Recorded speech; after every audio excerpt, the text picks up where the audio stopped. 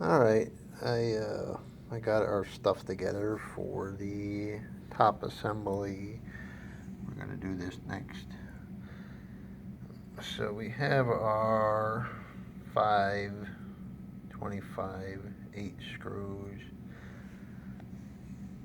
and I just looked at this assembly. These notches are the furthest one in, and then you have the other ones which are closer to the outside. So this is only going to sit one way on the top of this machine. You can't mix it up. Let's see if I can do this while filming.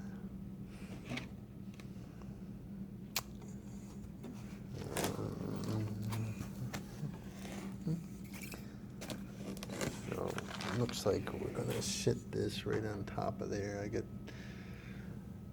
These are the furthest ones in, which match the back set when I'm looking at it right now. Let's see. I'll slide this in a little bit so I can get some balance on here.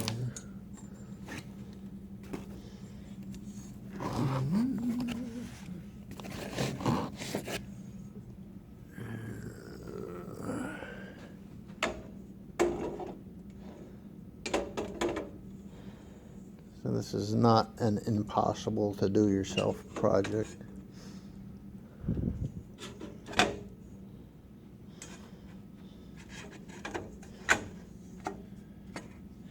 Everything's fitting together real well here. And then that's all set. So let me put these 8 screws in, and we'll come back.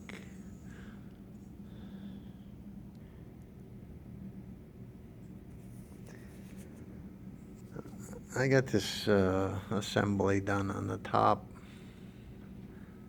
We got 8 bolts all together, 8 screws. Everything went together very well. These extrusions are fitting together real nice. Haven't had any problem with anything lining up. The control box fit where it was supposed to go correctly and easily. Let's take a look at what we got here. We're going to have a Bowden tube coming into the top.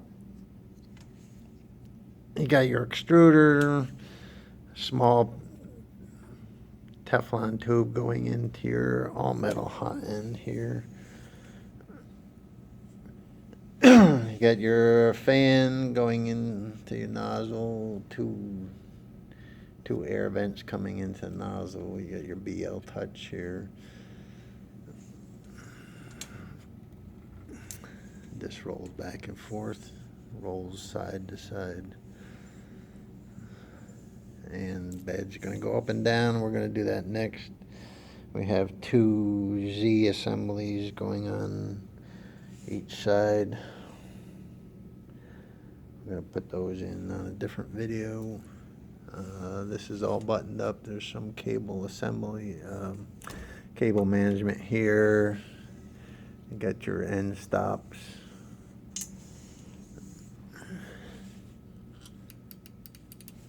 Seems like it's sounding okay. So let's, we're going to put these Z assemblies on in another video. I'll get all the screws set up for that. And I'll see you then.